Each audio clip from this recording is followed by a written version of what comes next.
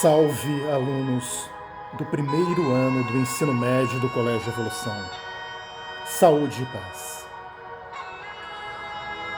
Que este fundo de música celta, que trabalha com a iconografia dos grandes feiticeiros bretões, permeie o existir de vocês neste dado momento. Hoje, a aula sai da ódice da apostila para mergulharmos no famoso Tribunal da Santa Inquisição. Tribunal este que foi um grupo de instituições do sistema jurídico da Igreja Católica, estabelecido com o objetivo de combater a heresia. A heresia eram os crimes religiosos praticados contra a Igreja. Começou na França no século XII, por volta do ano de 1100, e nós podemos perceber que teve como objetivo tentar combater tanto o sectarismo religioso para que as pessoas pudessem ter apenas a linha de adoração ao catolicismo romano. Nós podemos destacar que no início do Renascimento, no final da Idade Média, toda a lógica que aborda todos aqueles que eram contrários às normas da Igreja Católica fariam com que eles sofressem algum tipo de sanção. Esta sanção, esta perseguição, era empreendida, era efetuada pelo Tribunal da Santa Inquisição. Nós percebemos claramente que a Igreja Católica, nos idos do período renascentista, perde muito da sua potência e força.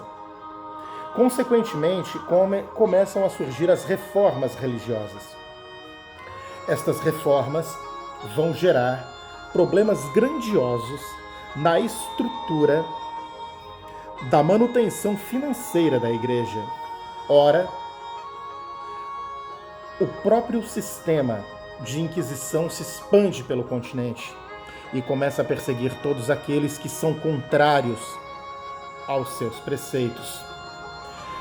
As principais questões que aconteciam neste tribunal eram as acusações de bruxaria, as acusações de sodomia ou homossexualismo, as acusações do fato da pessoa também ser judia e, consequentemente, os judeus também eram perseguidos e, se não mudassem de religião e aderissem ao cristianismo, seriam mortos.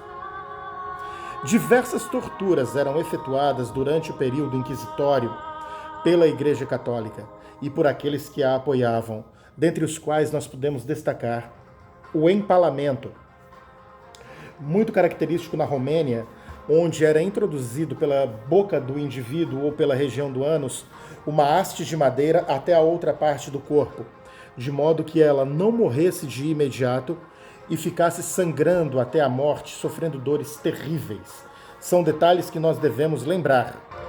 Podemos destacar o berço de Judas, que era outra forma de empalamento, onde você era colocado, dependurado sobre um triângulo pontiagudo, altamente agudo, e que te machucaria e te causaria dores lancitantes. Esta pirâmide ela nunca era higienizada. Nós podemos falar dos esmagadores de seios, do ato de pregar os seios de mulheres, que também eram consideradas bruxas, a roda de estiramento, onde os membros eram arregaçados e estraçalhados, a cadeira da Inquisição, tudo isso antes da fogueira. Vocês podem perceber situações que são absurdas, como a pera da angústia, que era colocada na vagina das mulheres, no ânus dos homossexuais ou na boca dos faladores, e com o objetivo de arregaçar esta pera, abrir esta pera, para que a pessoa sofresse dores terríveis ou até mesmo morresse de hemorragia. Parem para imaginar todos estes detalhes que são aqui por nós realmente abordado. Uma das linhas de tortura que aconteceu aqui em Santa Catarina, quando se perseguiam bruxas, ainda no século XVIII, na região de Nossa Senhora do Desterro, que vem a ser Florianópolis hoje, foi o ato de cerrar as pessoas ao meio, principalmente pela região central. Era algo terrificante e fazia com que a pessoa, mesmo que não tivesse cometido nenhum crime, confessasse para tentar evitar esse tipo de infortúnio. São detalhes como os esmagadores de cabeças, que aí substituíam já a própria fogueira, detalhes que marcam o cinto de castidade.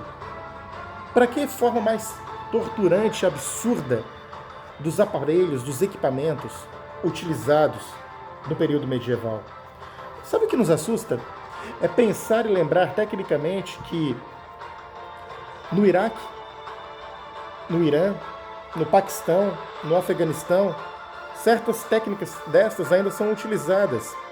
Muitas delas se baseiam, neste caso, lá no mundo árabe, na Sharia, que tem como base o Código de Hammurabi, aquele que já foi discutido por nós, que se baseia no olho por olho, dente por dente. Este é um detalhe que eu gostaria de abordar para vocês com profundidade. Tudo isso para perseguir aqueles que eram considerados, muitas vezes, como poderíamos dizer, não necessários à sociedade. Se uma mulher soubesse ler, ela seria perseguida e considerada bruxa.